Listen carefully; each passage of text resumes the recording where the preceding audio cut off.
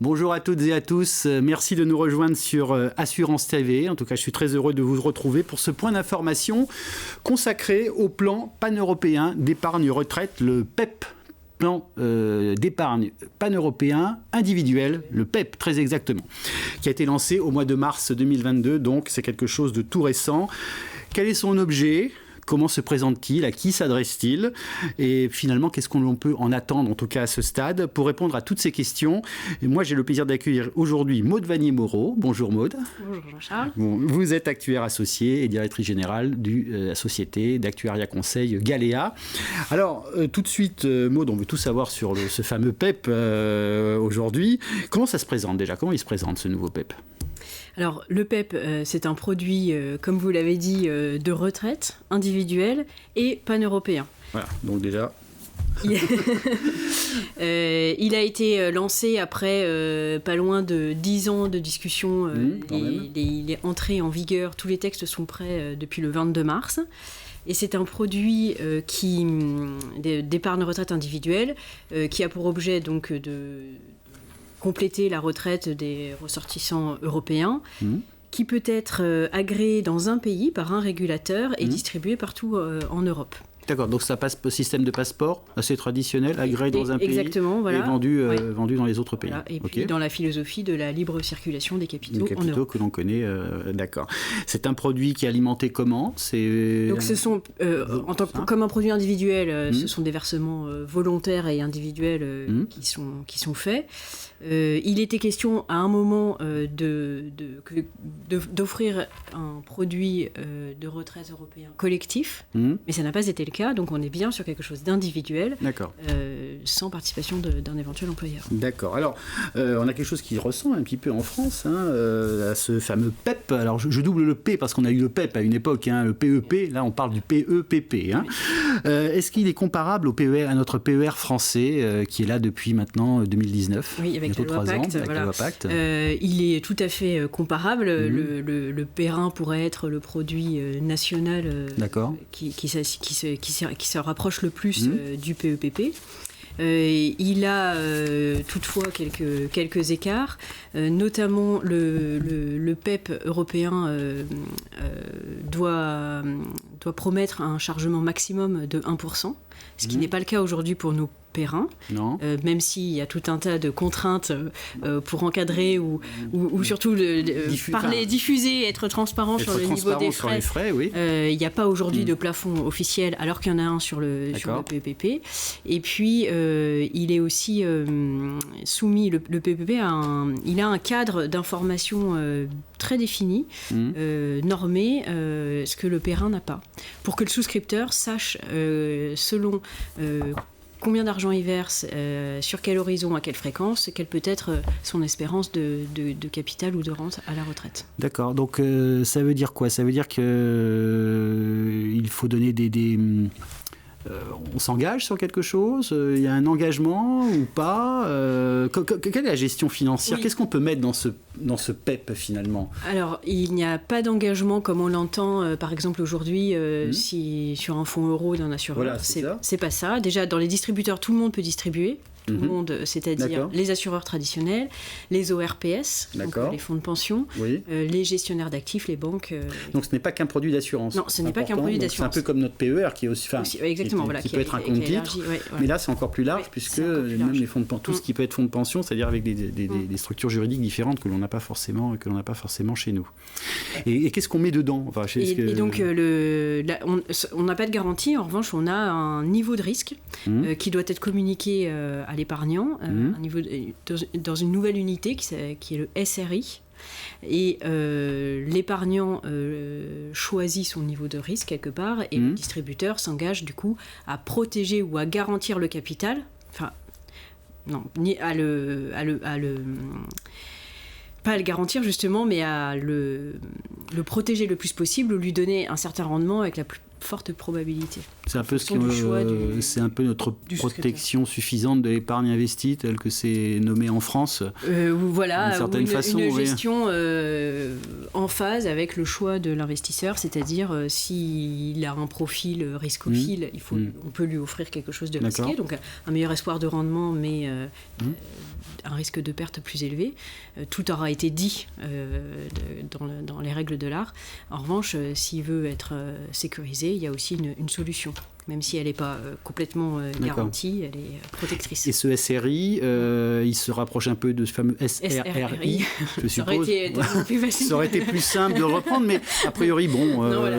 C'est aussi une caractéristique, et ça peut nous donner du boulot, nous, actuaires, c'est que le SRI se modélise par des modèles stochastiques dont les grandes lignes sont données dans le règlement européen. D'accord, oui, donc ça y ressemble, mais c'est pas tout à fait la même chose, comme dans une célèbre pub qui passait que les moins de 20 ans ne peuvent pas connaître. Alors, est-ce qu'il y a un régime fiscal attractif ou comparable à notre PER ? Le régime fiscal, là, vous mettez le doigt sur quelque chose de fondamental, évidemment, en assurance vie ou en assurance retraite. L'Europe ne peut pas imposer une règle fiscale, les États étant souverains là-dessus. Donc l'Europe recommande que le régime fiscal du PEPP soit au moins aussi attractif que le produit national.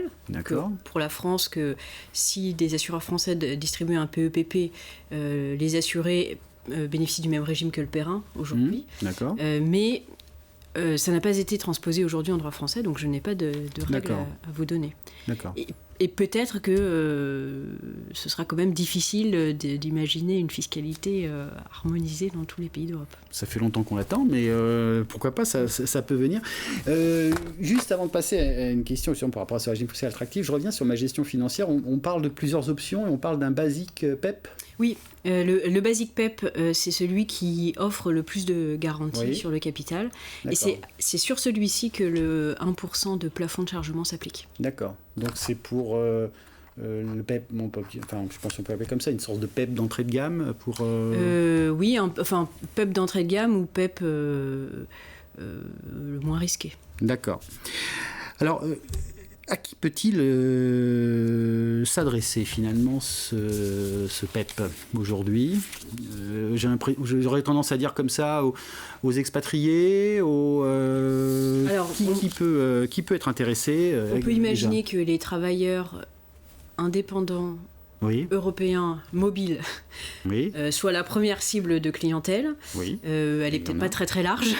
Non, mais on peut commencer. Il faut bien commencer par quelque chose.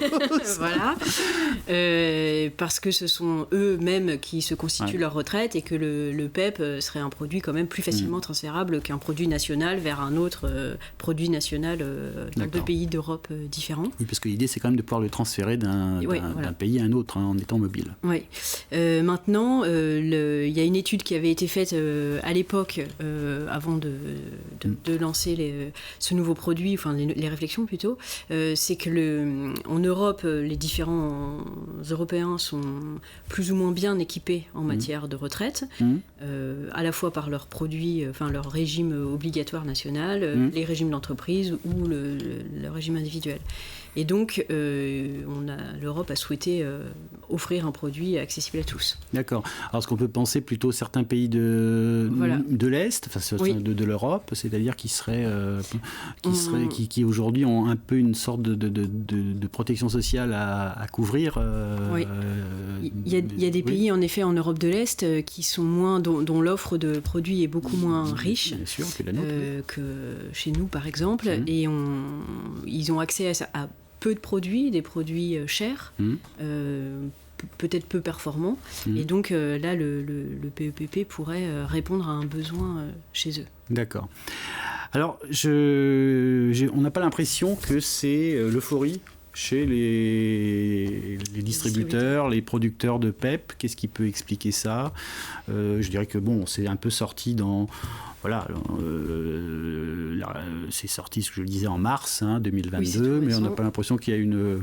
Non, alors à ma connaissance, en effet, les régulateurs n'ont pas été tellement sollicités pour obtenir le label. le premier frein qu'on entreaperçoit, c'est ce plafonnement des frais. Des frais, oui. Parce que les assureurs, enfin toute la chaîne de valeur doit quand même se rémunérer. Donc déjà la distribution, le devoir de conseil qui est intégré dans ce plafond de frais, la gestion administrative, la gestion financière. 1%, vous me disiez. Et donc 1%, c'est quand même relativement c'est cheap, bas.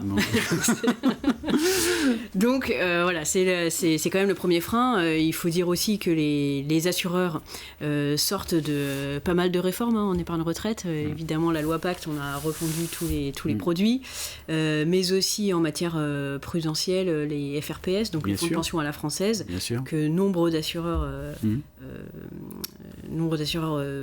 créent comme filiale, demandent un agrément, etc. Et du coup, c'est vrai que ce nouveau produit européen, quand on est français, qu'on a une clientèle française et qu'on n'a pas de velléité pour le moment, il n'y a pas de se déployer partout en Europe, voilà. Il n'y a pas forcément. Alors, est-ce que ça peut pas intéresser pour l'assureur traditionnel? Pour l'assureur traditionnel. Mais alors, qui est-ce que ça peut intéresser Alors, on imagine plus facilement des fintech ou insurtech, des sociétés qui seraient en mesure de distribuer le produit en full digital. Oui, forcément, pour écraser les frais. Pour écraser les frais, et avec un système de gestion plus simple et performant. D'accord, qui pourrait être basé en France, qui pourrait être basé un peu partout en Europe. Alors il y a des pays plus qui se prêtent un peu plus, soit des pays tournés vers l'économie, qui ont un secteur financier assez large, ou un secteur fintech. Donc on peut citer le Luxembourg, l'Irlande, Chypre, Malte. Effectivement, donc pour nos amis qui nous écoutent, InsurTech, peut-être au moins une opportunité pour, je vais essayer de résumer, pour développer donc ce PEP, pénétrer un marché plutôt sur les pays qui sont moins bien équipés d'une manière générale, ou en retraite de base complémentaire en retraite supplémentaire. L'épargnant français, si on lui propose un produit à 1% tout compris, il sera sûrement intéressé aussi. Mais voilà, c'est là que ça peut être aussi intéressant.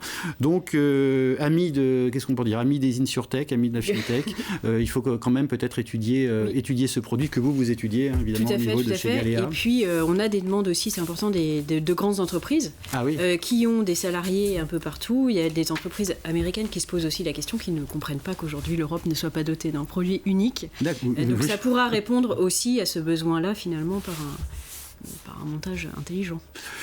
Maud Vadili-Moreau, merci beaucoup. Merci à je rappelle, vous êtes actuaire associée, directrice générale de la société d'actuariat conseil Galéa.